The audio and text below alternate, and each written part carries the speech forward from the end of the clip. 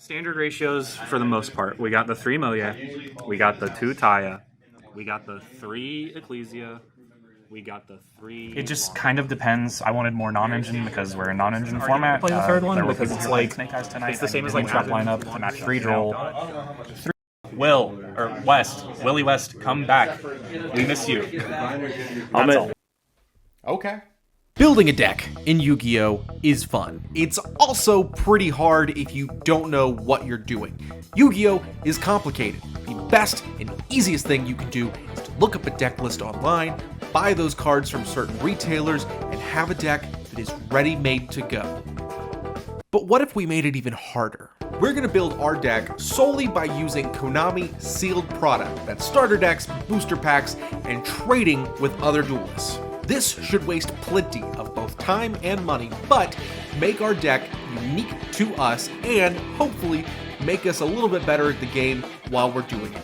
Welcome, duelists, to Pay to Play Yu-Gi-Oh! Welcome back to Pay to Play Yu-Gi-Oh! Last week we definitely went a little bit overboard and over budget with buying product, but Rhoda is the first set that directly supports Fire Kings with things like Fire King Avatar Alconics and Firestorms over Atlantis, both of which are direct support for the Fire King strategy. Yes, things like Agov and things like Phantom Nightmare, they had support for the Fire King Snake Eye strategy, and even Rhoda has support for the Fire King Azamina strategy, which might be good, but also it has direct support, so I got a little bit overexcited. I'll be the first one to admit it. However, unlike last week, I did some math, and we actually have about 20 bucks to spend, which gives us just enough to open the premiere pack I bought at the premiere event. So, if you'll bear with me, let's go ahead and open up that real quick. Obviously, biggest target we're going for is Alcanics. Another target we want is Firestorm over Atlantis. Everything else is either trade bait or useless. Let's go ahead and see what we get. So we get Phaleanop Sisters, Battle Wasp Sachi the Ceremonial Bow, Primite Howl, Max Metamorph. My buddy actually really well with this. That's a QCR. There's a QCR in this. Okay. I don't know what it's going to be, but that's a QCR. That's so hype. Oh my god. Okay, is it the next one? Nope. Oh, it is the next one. I accidentally grabbed it. Okay, what is it? It's a Link Monster. It is Mermail King Neptibus. Quarter Century Secret Rare. Holy crap. I have no idea if this is good. I have no idea anything, but that is insane. A Quarter Century Secret Rare. Oh my god. Oh my gosh. That's so wild. That's insane. Oh my gosh. Battlestop Wind, Sengen Furrow, and Azamina Soul Erisxython? I think that's actually right. Okay. Holy crap. I mean, just a QCR right off the bat, that's insane. That's not the first QCR we pulled out of one of the... It might be the first QCR we pulled out of like a regular box. That's insane. Mermail King Neptibus. I have no idea what the Mermails try to do, or if that's like a really important card, but obviously it is QCR, so it doesn't really matter. Wow. Wish that was an Alcanics, but we'll take it. Xyz Poseidon Splash, Performage Ball Balancer, Mantman the Ultra Human, Valmonica Hereditare, and for our super, it is... Oh, it's an Ultra Centurion Chimera. Very cool. This opening is cracked so far. Jesus.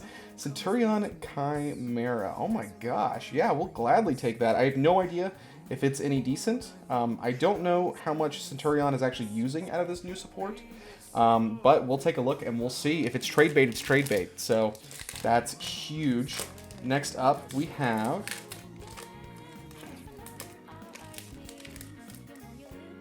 Alright, so we have Mimighoul Armor, an Anarchist Monk of the Six Samurai, Azamina Determination, Never-Ending Nightmare Absorber. That art is beautiful. And for our holo, we have Azamina Ilya Sylvia. That's also really cool art. I mean, that's really interesting.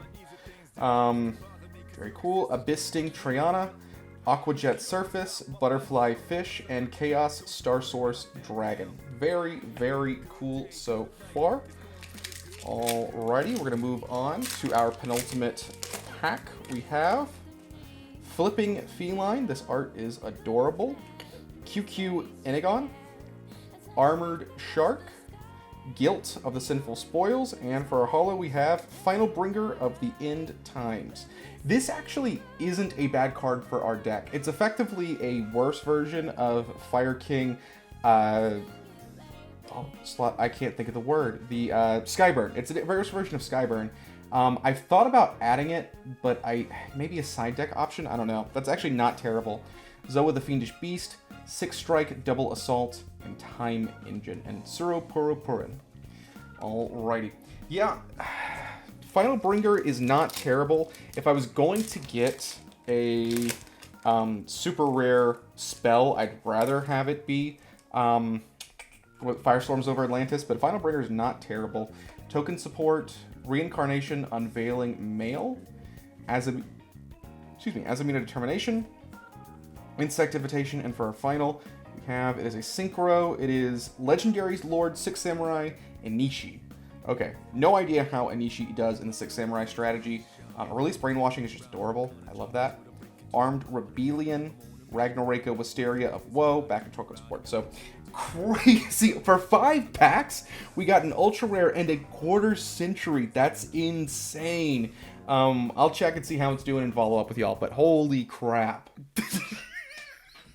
I mean, it's crazy. Neptibus QCR, at the time of recording, that is a $50 to $60 card. I guarantee it'll fall by the time this goes live, objectively. It takes me a while to edit these. This is pre-sale pricing, but $50 to $60 is huge trade bait for us. It's basically 1 Ulconix right now. That is insane. Maybe more, because QCRs hold their value more than like pre-sale secret rares, so there's a chance that Ulconix, like, it could be like 2. That would be sick. That would be amazing. It's like infinite copies of Firestorms over Atlantis, because for some reason no one else is on to that card like I am, and I don't know why. Whatever. That is good news. The bad news is we're pretty much using the same deck as last week. And last week, we got cooked. We were like at Monster Fire King Immolates. We did awful. So I don't really know how to respond. Obviously, one huge thing we now have is Charade, which makes better use of Tri-brigade Revolt, but I don't know. I don't love the main combo line in this deck now that we're integrating Tri-brigade. I know it makes it better on paper, and people tell me it's better. Maybe I'm just bad with the deck, but take a look at the main combo line and tell me if there's something I'm missing. I don't feel excited about it. Okay, so with this deck, here's basically full combo in our hand. We're first going to start by pitching the copy of Tri-brigade Fractal to grave using its effect. That's going to let us dump a copy of Tri-brigade Kit. When Kit hits the grave, she can dump another Tri-brigade monster. We're going to dump a copy of Tri-brigade Nerval. And then we're going to use Nerval's effect to add a copy of Tri-brigade Karis to our hand. From here, really doesn't matter which way we go first. What we could do, normal summon our copy of Ponix. Ponix's effect goes off. It's going to let us add a copy of Fire King Sanctuary. We'll then place our copy of Fire King Sanctuary. Sanctuary's effect is going to let us put Island on the field. From here, we'll activate the effect of Tri-brigade Karis, pitching our copy of Arvada to summon himself. We'll then use Karis' effect, banishing 2 of our Tri-brigade monsters. In this case, we'll use Kit and Nerval to summon out our copy of Tri-brigade Fergit, the Barren Blossom. We'll then go ahead and link into our copy of Tri-brigade Bearbrum. We will then trigger the effect of Fergit in hand, allowing us to draw 1 and put 1 back on the bottom of the deck. While it's cool, it's not really necessary to do right now. From here, we use the effect of Fire King Island, destroying our copy of Fire King Ponix, to add a copy of Sacred Fire King Garunix to our hand. Garunix's effect will go off, we will summon it. We will then use Garunix's effect to pop our copy of Fire King High Avatar Kirin. We will then use Kirin's effect to bring back Fire King Avatar Arvada. So now our negate is live on the field. And finally, last thing we're going to do is we're going to go ahead and link summon one more time using Garunix and Tri-brigade Bearbrum the Barren Blossom to go into our copy of SP Little Knight. We will then trigger the effect of Tri-brigade Bearbrum in the grave. That's going to allow us to add a copy of Tri-brigade Revolt to our hand. We will then set that copy of Tri-brigade Revolt on the field and pass turn. And during the standby phase, the effect of Ponix is going to trigger to add itself back to our hand. And now what we have a negate on field, we have a banishment on field, We have a quick synchro summon that will occur at one point, not just yet. We have our copy of Revolt on field to bring monsters back in order to go ahead and do our Link summon. That means we have to use SP Little Knight first, though, because her arrows go sideways and not down. So we have a lot of disruptions on the field. We have nothing that's really floodgating or stopping our opponent, but that's 1, 2, 3, 4 potentially interruptions, 5 potentially interruptions to go against our opponent. That's pretty good, and honestly, for this deck, we'll take it. The problem is, it just never feels that impactful. First off, drawing 3 specific cards is tricky, and I'm not even sure that's the best 3 to get. It just seems to be the most reliable 3 that I can come in contact with. And it also, yes, this inboard is good, but if they Dark Ruler me, I'm kind of SOL. I can't use the effect of Little Knight to respond. Its effects are negated. I can't use the effect of Tri-brigade Revolt because I can't use my Link Zone. I can't use Arvada's effect to negate. I have nothing in hand aside from a single copy of Ponix, and Fire King Island and Sanctuary don't do anything without monsters. It's not as good as it seems, and really only thing that's going to happen in my grave is if something gets destroyed. I've got my copy of Garunix, but that's it. All that being said, we did take Guy's challenge, and we are going to TCS. That's that computer store. It's a locals separate from the one we usually go to, which is the side deck, or TSD. This one is a little bit further away, but I actually like the vibe a little bit more. It's a lot more casual. It's not as competitive. Team Power, or I think they're now Damage Step Gaming, doesn't typically go there. So you get a lot more of like a camaraderie feel versus a competitive tournament atmosphere. Both are fun. Both are cool in their own right and have complete valid takes. I just happen to prefer the casual one more. The reason we don't go is because their tournaments are on Wednesdays, and I have a full-time job. So it's hard to get over there. But I am excited. We're going to go after work, and hopefully we're going to go to TCS and kick some absolute TC ass. Game 1, we're actually up against one of our buddies from Ray's House Tournament. Just like Ray's House Tournament, he is playing Whitewood's Centurion, and this is a very interesting deck. Obviously, I am not as sourceful and knowledgeable about the meta as others might be. Game 1, we go up against him, and it is very clear to me that he is infinitely more knowledgeable and much more skilled at deck building, and that is destroying me right now. We also, I'm realizing, don't have great outs to some of the big tower monsters like Chaos Angel that is able to get out in either Game 1 or Game 2. I can't remember at this point. Either way, he completely 2-0s us. The unedited footage is going to be up on the channel, just like last time, but I did want to show you that he is very good, and there's a very crucial flaw in our deck, which is we don't have a boss monster really capable of dealing with Chaos Angel. That's a big problem, considering Chaos Angel is pretty damn popular. So I've got to kind of figure something else about that. I might need to work on my siding strategy. I think adding in some Kaijus is probably the best thing to do. I believe Kaijus can take care of Chaos Angel. If they can't, please correct me in the comments. Regardless, he actually does something very cool, which is right before getting up, he tells me he has to leave, so officially he gives me the win, meaning that we're now 1-0, which is incredible, because that puts us in line for actually getting prize support in this tournament, which, in a series like this, is pretty big, especially when that support is Rhoda. So going into Game 2, there's an added pressure for us to keep our winning streak, even though we don't really have a winning streak, but we do on paper, and that's all that matters. And what do you know, Game 2, we actually get to go up against Caleb, our teammate from the tag team tournament, and I still don't know how his deck works. Round 1, he goes first, and we're able to stop him pretty early on in his combo line, which unfortunately very much hurts him. We're able to combo off on our turn and go in for a very quick win. It's like sub 5 minutes. It was completely one-sided, unfortunately. I mean, we've all had the brick hand. And then going into Game 2, it's a very similar situation on his end. He is able to stop us a little bit more than he was on Game 1, which is very good. But because we're able to combo off, and his hand, he just drew a lot of bricks. Ultimately, is he a good duelist? Absolutely. Is his deck interesting and dynamic? 100%. It's just some bad hands. 2 in a row is not that crazy. It happens to me all the time. Unfortunately, it just happened to him, and the two we went up against each other, so we're able to clinch it out. But I think he's actually pretty good with Ice Barrier, and I'm really hoping to see him again because his deck is cool. It's unique. No one else is on Ice Barrier right now. All that being said, we're going into Game 3 up against Van. Now, I have dueled Van several times in several different venues. He's been at Ray's House Tournament. He's always the side deck, and every time I've been to TCS, he's been there as well. Van's a really cool guy, and I've seen him play a bevy of decks. But today, just like how last time our last duel was against Sharks, once again, our last duel is up against Van with Sharks. Game 1 is one-sided. Van's able to set up his board, and we cannot interact with it during our turn. He's got things like Stealth Kragan, which I did not realize was so good against our deck. He's got Totally Awesome, and he's got one of the new Armor Xyz cards from Rhoda, and it just absorbs us. We can't do anything. There's nothing we can get going. We have no interruptions on his turn, and we have nothing really to get our combo started on our turn, and it just completely lopsided victory to him. Game 2 is the exact opposite.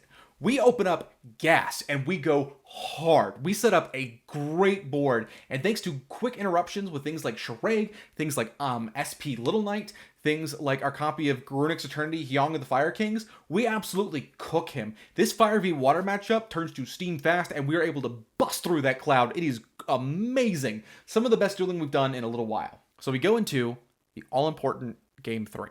I don't know what to do. I vaguely know how the Shark deck works. I vaguely know how General Xyz's deck works. I vaguely know how to stop it. But if we draw a bad hand, there's nothing we can do. And I don't know what to decide. Ice Dragon's Prison is always tempting for me. I love that card, and probably should just start putting it in my main deck. But I don't know. I could hit the wrong thing. He has Aqua and Fish, but they're not always the same. I don't know what to do. So we go into it. He's going first. And unfortunately, it's the same result as the first game. His deck hard counters mine. And I think mine kind of hard counters his, depending on when we're going. It is such an unfortunate matchup for us. And I know it's likely due to my inexperience and the fact that Van took to this like a fish to water. He is amazing with this deck. I have seen him play tons of different decks. Illusion Chimera, Branded, Dark Magician. I have never seen him play like he does with Sharks. He is a killer. He's bloodthirsty with that deck, and he is awesome. The deck itself is also great, but it destroyed us. Which means for the second week in a row, we end with a loss to Sharks. There is some hope, though. Luckily, due to the fact we were given a win in the beginning, we actually get some prize packs. Let's go ahead and open those up. It's not much, but it is Rhoda. These are our winnings. We have one entry pack for our OTS 25, and we have 2 copies of Rage of the Abyss packs, because we did come in second place technically, thanks to a concession by our first opponent. So we'll start with OTS 25. I don't remember. It's been so long since I've done an OTS championship that I don't even remember what's in here. So I think the ultimate is up front. Fully Armored Xyz is the super rare. We get number 32 Shark Drake and Utopic Onomatopoeia. So kind of funny that we got a bunch of shark cards, considering that's the deck that destroyed us. So a little funny, but we'll take it. I mean, Fully Armored Xyz people are running now, so that is something. We'll try these 2 copies of Rage of the Abyss. Once again, our biggest target is going to be Volcanics, but a copy of something like Firestorms over Atlantis would be huge. So, and then of course, Mimighoul Fuwa Ross would be gigantic. So, Mimighoul Armor, not Mimighoul, Mulcharmy Fuwa Ross. Supply Soldier, Azamina Determination, Chaos Allure Queen, and Goblin Bikers Gone Wild. The Goblin Biker deck seems cool. I've never seen it do anything. Time Engine, Butterfly Fish, and Battle Wasp Wind. I have no idea how it plays other than not well. Last pack.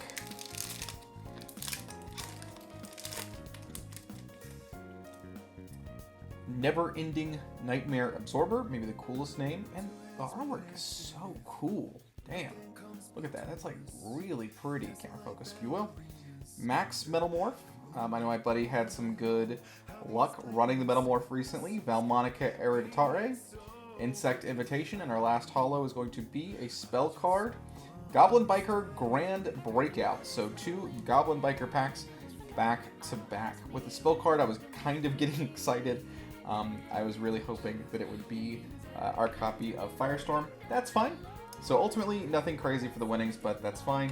For next episode, unfortunately, I think today has proven there's only one thing that we need to do. We got to make some changes. I'm not willing to blame the Tri-brigade stuff yet. It just feels like the ceiling of success with that strategy is a lot lower. I don't know if it's me. It probably is. I'm not very good at this game. I've worn that on my chest this entire time. But where I felt like with the Snake Eyes Fire King, I was here. With Tri-brigade, it kind of feels like I'm stuck here. And it's probably just my experience, not knowing my opponent's combo lines very well. I've got to figure out how to learn those. All in all, I don't know. I just don't feel great about it. It doesn't make my heart sing. You know what I mean?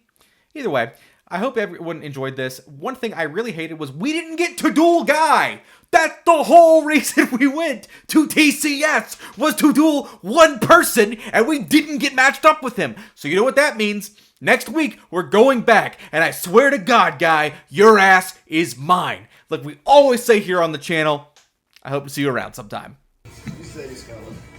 Hey, true dope. Thank you. Thank you, sir. Awesome.